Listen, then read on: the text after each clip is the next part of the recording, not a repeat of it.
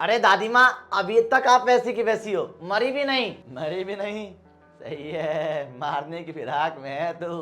क्या बताऊं बेटा, मैं जो है तेरा इंतजार कर रही थी। अब तू आ गया है ना, तो अब स्टार्ट करने वाले हैं बहुत ही प्यारा चैप्टर जिसका नाम है पोर्ट्रेट ऑफ लेडी। तो आइए बिना समय वेस्ट करे स्टार्ट करते हैं। देखो यार, इस चैप्टर में ना 3-4 स्टेजेस हैं। तो हम स्टार्ट करते हैं पहले स्टेज से, जहाँ पे ग्रैंड मदर और अपने ग्रैंडसन के साथ एक गाँव में रहती थी। अब ग्रैंड मदर जो है डेली अपने बेटे को, सोकल ग्रैंडसन को, खुशवंत सिंह को तैयार किया करती थी। उस सिनेरियो को स्टार्ट करते हैं, वहीं से स्टार्ट करते हैं। यार, मैं अपनी जब दादी को देखता हूँ तो मुझे रियलाइज होता है कि दादी माँ तो बहुत बूढ़ी है यार। अरे होए, सफ़ेद बाल, सफ़ेद साड़ी, ऐसा लगता है दादी माँ कभी जवान ही नहीं हुई होंगी भाई, मजाक से हट के। पूरे चेहरे पे झुर्रियाँ ही झुर्रियाँ, ऐसे झुक के चलती हैं, हाथ में लाठी है भाई, बहुत बूढ़ी है भाई, बहुत बूढ़ी। कोई कहता था ये जवानी में बड़ी हसीन रही हैं, हमको तो नहीं लगता है। खैर, दादी माँ पूरे दिन जो है मालाएं जपती रहती हैं, भगवान का नाम लेती रहती हैं। दादी बड़ी स्पिरिचुअल है यार, बड़ी स्पिरिचुअल है। और ये देखो, हमारे दादाजी की फोटो लग रही है, लंबी लंबी दाढ़ी, पगड़ी बांध रखी है उन्होंने। दादाजी को भी देख के लगता है कभी जवान नहीं रहे होंगे ये। लोग कहते हैं ये भी जवानी में बहुत हसीन थे। दादा खैर इस दुनिया में नहीं है, पर दादी माँ अभी तक इस दुनिया में है, और रहें भी कोई फर्क नहीं पड़ता है।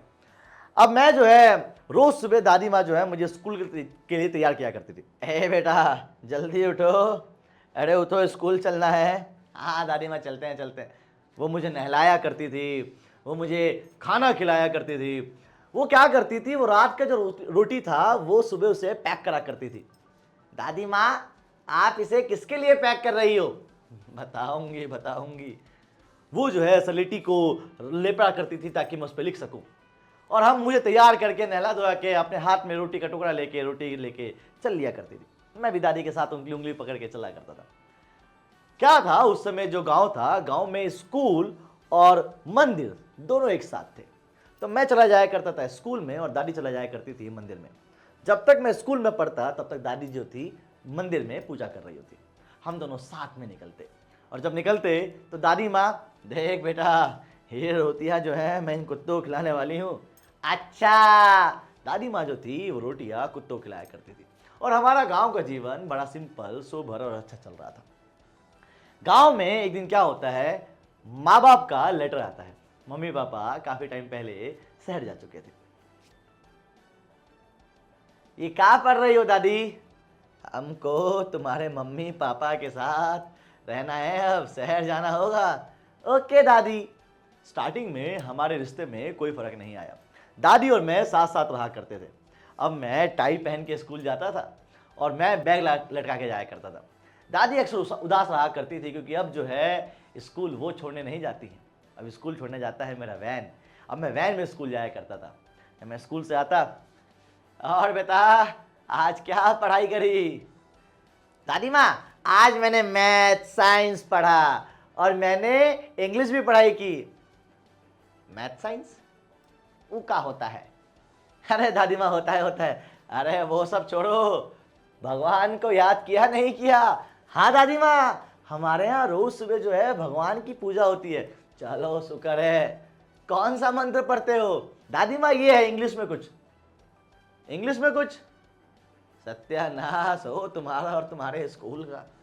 मैं ये देखता हूँ कि दादी माँ को बड़ा इफेक्ट होता है स्कूल की प्रेयर से, स्कूल की पढ़ाई से।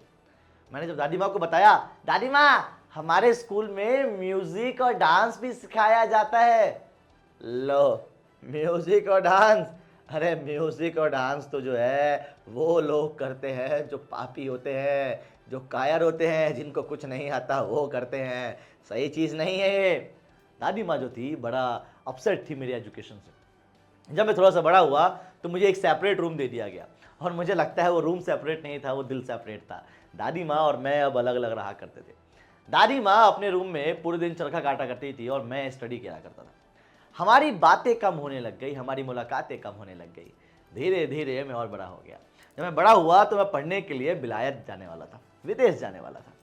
मुझे पता था कि अब मैं 5 साल बाद वापस आऊँगा और दादी माँ जो है जीवित नहीं रहेंगी।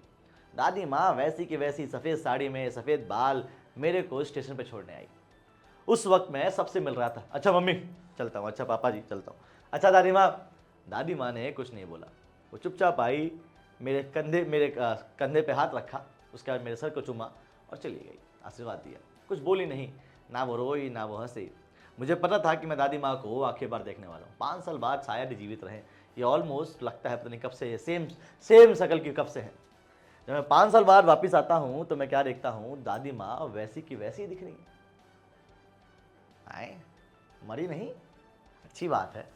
मैं दादी माँ के पैर छूता हूँ, दादी माँ वैसी मेरा माथा चूमती हैं और चले जाते हैं घर पे। घर पे मुझे पता चलता है कि दादी माँ पूरे दिन जो है आजकल चरखा काटती हैं और दिन में दोपहर में कुत्तों को नहीं कबूतरों को दाना देती है। हाँ, दादी माँ जो है पूरा दिन जो है कबूतरों के साथ बिताती हैं। खैर, उस दिन दादी माँ थोड़ा सा अजीब बिहेवियर कर रही थी। दादी माँ ने जो है अपने गांव के सभी औरतों को बुला लेता है, ए इधर आओ इधर आओ इधर आओ, अरे ढोल ले आना, ए सुनीता तुम भी ले आना, तुम ये ले आना, तुम ये ले आना। अरे दादी माँ ये क्या कर रही हो, अरे तुम शांत बैठो यार, आज तुम आए हो, जश्न होगा। दादी माँ जो है शाम तक बहुत ज़्यादा ढोल वोल बजाती हैं। मुझे बड़ी खुशी होती है दादी माँ को देख के, लेकिन मैं डर भी लगता हूँ कि दादी माँ इतना ज़्यादा एक्साइटेड क्यों है। अगले दिन दादी माँ बीमार पड़ जाती हैं और दादी माँ बिस्तर पे आ जाती है, पर दादी माँ के हाथ में अभी भी माला था। वो कहती हैं कि जाओ मुझे डिस्टर्ब मत करो, मैं थोड़ा सा वक्त भगवान के साथ बिताना चाहती हूँ। वो किसी से बात नहीं करना चाहती थी। धीरे धीरे हम सब लोग वहीं बैठे हुए थे, उनके हाथ की जो माला थी एकदम से वो माला झटना रुक जाता है और दादी का हाथ गिर जाता है और वो माला भी नीचे गिर जाती है और दादी माँ मर जाती है। दादी माँ की डेड बॉडी को जब हमने बरामदे में रखा था तो हजारों चिड़ियाएँ उनके पास आ गई थी। मेरी माँ को लगा कि शायद कुछ खाने आई होंगी, तो मेरी माँ ने उनको रोटी दिया और उनमें से एक भी चिड़िया ने रोटी को देखा भी नहीं। जब मेरी दादी माँ की बॉडी को उठाया जा रहा था तो चिड़िया भी चुपचाप चली गई। यही थी कहानी, the portrait of lady. I guess आपको समझ में आया होगा बाल को। अब जो मैंने कहानी बताई है इसको एक समरी से कंप्लीट करते हैं। आइए। The author's grandmother was a very old women. Author की ग्रैंडमदर काफी ओल्ड वीमेन थी। She was so very old that it was difficult to imagine she could even have been young and pretty or had even a husband। कि भैया इतनी बूढ़ी हैं कि ये imagine करना बड़ा मुश्किल है कि कभी वो जवान रही होंगी, कभी उनके हस्बैंड रहे होंगे, कभी उन्होंने लाइफ जी होगी। Whose portrait hung in the drawing room। आपको पता है उनके हस्बैंड की फोटो लगी थी, वो भी कभी जवान रहेंगे, तो भैया ये इमेजिन करना बड़ा मुश्किल है, ठीक है, जो बहुत पहले मर गए थे। He too look very old। वो भी बहुत बुरे लगते हैं। So very old that he didn't look the sort of person who would have a wife or children। मतलब इतने बूढ़े हैं कि कभी उनको इमेजिन नहीं कर सकते आप कि इनकी कभी वाइफ भी रही होगी, कभी चिल्ड्रन भी रहे होंगे। आगे, he look as if he could only have lots and lots of grandchildren। उनको लगता है कि सिर्फ उनके, मतलब ऐसे उनको देख के लगता है कि इनके बेटे नहीं रहे होंगे, इनके तो बस lots of grandchildren रहे होंगे, मतलब पर पोते ही रहे होंगे, पोते रहे होंगे, बच्चे नहीं रहे होंगे। इनको देख के ऐसा लगता है। आगे, The author says that his grandmother's face was crisscross of wrinkles। उनके चेहरे पे क्या थे, झुर्रियाँ थी बहुत सारी। He had silver lock। silver lock का मतलब क्या है कि उनके जो है लंबे लंबे सब सिल्वर कलर के बाल थे, सफ़ेद बाल थे उनके। She had a stoop in her back। stoop मतलब क्या होता है, कुबर। तो उनके जो बैक पे था वो कुबर था। She had to keep one hand on the way of, वो क्या बोलते हैं, जो हर वक्त जो है माला पड़ती रहती थी, keeping her balance while moving about। ठीक है जी। आगे, मतलब वो जो है अपने हाथ में भी रखती थी, लकड़ी भी रखती थी। He was spotlessly white cloth। वो जो है बिना धब्बों के सफ़ेद साड़ी पहना करती थी। She always kept telling his beads on the rosary and her lips constantly moved in the silent prayer। तो यहाँ पे वो वाली बात थी जो मैं गलती से वाली बात बोल गया, क्या कि भैया क्या बोल रखा है कि वो जो है रोजरी से माला को जपा करती थी, ठीक है, उनके लिप्स जो है कंटिन्यूसली चला करते थे, silent prayer in the sense वो बोलती नहीं थी, मन में पढ़ती थी, ऐसे पढ़ती थी वो, ठीक है। तो यहाँ पे बोलना चाह रहे हैं कि वो अपने हाथ में उसको रखती थी ताकि वो बैलेंस से चल सके। आगे, The author lived with a grandmother in the village। author जो था अपनी grandmother के साथ रहा करते थे विलेज में।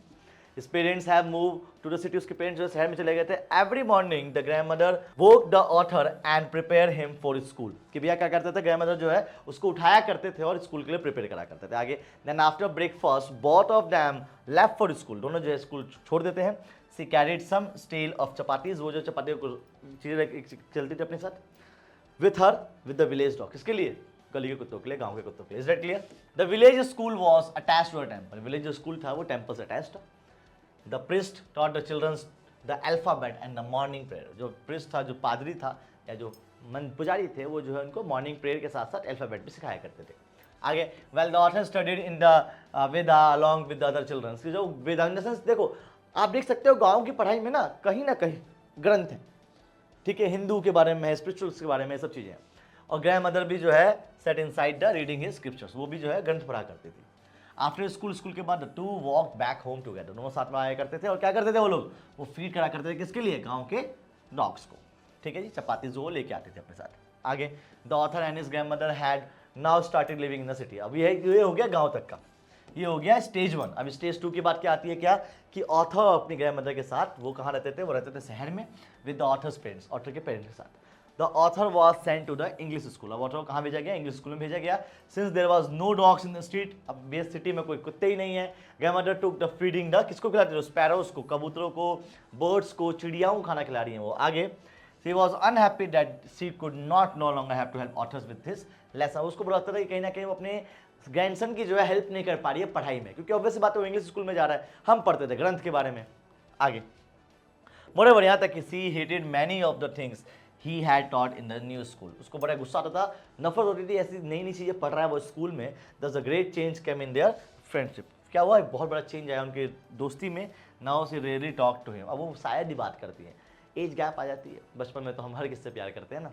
आगे, the author was given a separate room, author को मिल गया एक separate room in the house when he went up to the university. जब उसको कॉलेज जाने लग गया ना तो उसको एक अलग रूम मिल गया। उसके बाद ऑब्वियसली बात है, जब वो कॉलेज जा रहा है तो अलग रूम मिल गया, अलग रूम मिल गया तो मतलब क्या है कि अब उसका रिलेशन और गैप हो गया। आगे, now the grand mother spend most of the time at the spinning wheels. अब वो क्या कर रहे हैं, वो चरखा काट रही हैं। All the times he kept reciting her prayer, वो पूरे दिन प्रेयर गा रही हैं। इन द आफ्टरनून, शाम को क्या कर रही हैं वो, वही सेम चीज, वो जो है स्पैरोज को खाना या चिड़िया को दाना डाल रही हैं। कम से कम कितने 100 स्पैरोज जो है उनके आसपास जाके बैठ जाते थे। सम इवन उनको डांट भी मारते थे, उनको वो भी मारते थे, पर कोई भी जो है वो हमेशा हंसते रहते थे। आधा पौना घंटा लगता था, दादी माँ का सबसे बेहतरीन समय है वो। ठीक है, आगे, the author went abroad to the 5 years for the further studies. Higher studies के लिए ऑथर को 5 साल जो है कहाँ जाना पड़ा, विदेश जाना पड़ा। Grandmother came to the railway station, grandmother railway station पे आई थी टू सी हिम ऑफ, उसको सी ऑफ करने के लिए। He did not show any emotion, वो कोई इमोशन दिखाती नहीं कि खुश है, दुखी है, क्या है, कुछ नहीं दिखाती वो। हर lips were constantly moving the prayer, वो बस प्रेयर गा रही हैं। इन हर फिंगर्स वर ट्रेलिंग, वही सेम चीज वो अभी भी पढ़ रही हैं। शी किस द ऑथर फोरहेड, वो ऑथर के फोरहेड पे किस करती है और ट्रेन चली जाती है। अब जो वापस आ रहे हैं, the author came back after 5 years, grandmother did not look any day older, की लगता है भैया एक दिन भी बूढ़ी नहीं हुई, वैसी की वैसी दिख रही हैं ये। फिर रिसीव द ऑथर, वही सेम चीज़ है, अफेक्शनली इन सेम चीज़ थे, सेम अफेक्शन से उन्होंने उसको रिसीव किया। आगे, she fed the sparrow in the afternoon, शाम को कबूतरों को वही चिड़ियाओं को खाना खिलाया। And the evening she collect the women, उन्होंने विमेन्स को कलेक्ट किया ऑफ द नेबरहुड, अपने पास में। Then she took an old drum, और ओल्ड ड्रम ले गए, सब लोगों ने गाना गाया काफ़ी घंटे तक। और फर्स्ट टाइम ऑथर की ग्रैंड मदर जो है ऐसा शाम को ये कर रही थी, इन द सेंस अभी तक ऐसे ने ऑथर ने कभी देखा ही नहीं इनको इस तरीके से। आगे, the next morning grandmother was taken ill, अगले दिन बीमार पड़ जाती हैं। It was a mild fever, छोटा सा बुखार आया हुआ था, बट सी सेड, पर वो कहती है कि भैया उनका अंतिम दिन आ चुका है आज। She did not want to waste any time to talk to anybody, वो कहती है कि मैं अपना समय वेस्ट नहीं करना चाहती तुम लोगों से बात करके। सी स्टार्टेड प्रेयर, वो प्रेयर करती है। एंड टेलिंग, वही सेम चीज पढ़ रही होती अपने मंत्र को। Even before anybody could suspect she was dead and the rosary fell from her lifeless fingers. क्या होता है फिर जो है, जब देखते हैं तो उनकी जो उंगलियां थी उसमें से जो वो गिर जाती है और दादी माँ मर जाती हैं। ठीक है जी, अब आगे बात करते हैं। अरेंजमेंट किया जाता है कि भैया ग्रैंड मदर को जो फ्यूनरल किया जाए। थाउजेंड्स ऑफ स्पैरोज, कम से कम हजारों स्पैरोज जो है आ जाते हैं, चुपचाप बैठ जाते हैं ग्रैंड मदर के आसपास। The author mother throw some, कोई crumb bags in the sense रोटी का टुकड़ा भेजते हैं, पर कोई भी नहीं खाता। But birds took no notice, कोई नोटिस ही नहीं करते भैया। When grandmother's dead body was carried off, जब ग्रैंडमदर की डेड बॉडी को ले जाया जाता है, क्या होता है, स्पैरोज जो है चुपचाप उड़ जाते हैं। नेक्स्ट मॉर्निंग जो है स्वीपर जो है सारे ब्रेड्स के उसको साफ कर देता है, इन द सेंस सारी यादें दादी माँ की चली गई। ठीक है जी, यही था। एक बार जल्दी से क्वेश्चन आंसर्स देख लेते हैं, बहुत छोटे छोटे हैं। Grandmother had always been short and fat and slightly bent, it is true. अब ये ग्रैंडमदर की जो है पोर्ट्रेट, ऑब्वियसली बात है, ग्रैंडमदर के बारे में पूछ रखा है, ग्रैंडमदर दिखने में कैसी थी। यस, ठीक है, वो जो है कभी भी ऐसा नहीं है कि हमेशा रही हैं ऐसी, नहीं भैया ऐसा हमेशा नहीं रही हैं।